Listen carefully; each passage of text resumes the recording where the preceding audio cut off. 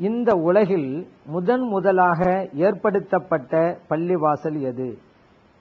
மக்காவிலே இருக்கக்கூடிய மஸ்ஜிதுல் ஹராம் அப்படிங்கிற பள்ளிவாசல் தான். காபா இருக்குதுல, அந்த பள்ளிவாசல் தான் முதலா ஏற்படுத்தப்பட்டது. அல்லாஹு தஆலா குர்ஆனிலே இன்ன அவ்வல பைத்தின் உலிஅ லின்னாஸ் லல்லதி பிபக்கா,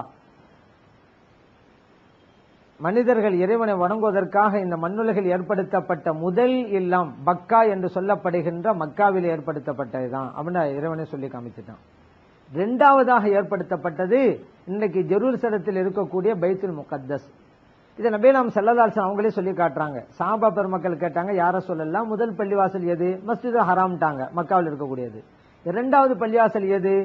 பைத்துல் முகத்தஸ். அடுத்த கேள்வி கம் பைனஹுமா, இந்த இரண்டு பள்ளிகளுக்கு மத்தியிலே இருந்த இடைவெளியின் கால அளவு என்ன? 40 சனத்தன், 40 வருடங்கள் என்றார்கள் நபிகள் நாயகம் ஸல்லல்லாஹு அலைஹி வஸல்லம் அவர்கள். இது புகாரிலே பதிவு செய்யப்பட்டிருக்கிறது. நபிகள் நாயகம் ஸல்லல்லாஹு அலைஹி வஸல்லம் அவர்கள் கொண்டு வந்த மார்க்கத்திலே முதலாவது பள்ளிவாசலாக எது ஏற்படுத்தப்பட்டது என்று கேட்டால், இன்னைக்கு மதீனாவிலே இருக்கக்கூடிய மஸ்ஜித் குபா. ஸல்லல்லாஹு அலைஹி வஸல்லம் மக்காவிலே இருந்து ஹிஜ்ரத் பயணத்தை மேற்கொள்றாங்க.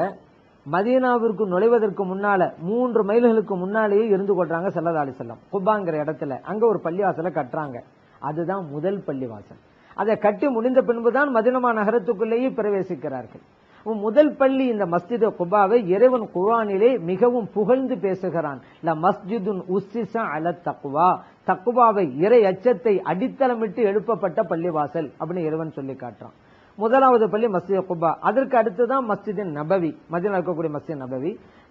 மற்ற பள்ளிகள்லாம் அதற்கு அடுத்து இந்த உலகத்தில் லட்சக்கணக்கான பள்ளிவாசல்கள் தோண்டி இருக்கின்றன. முதல் பள்ளி என்று வருகின்ற போது மக்காவில் இருக்கக்கூடிய பள்ளிவாசல் தான் என்பதை நாம் புரிந்து கொள்கிறோம். ஒட்டுமொத்த அடிப்படையிலே நமது இஸ்லாமிய மார்க்கத்தில் முதல் பள்ளி என்று வருகின்ற போது மஸ்ஜித் குபா என்பதையும் புரிந்து கொள்கிறோம்.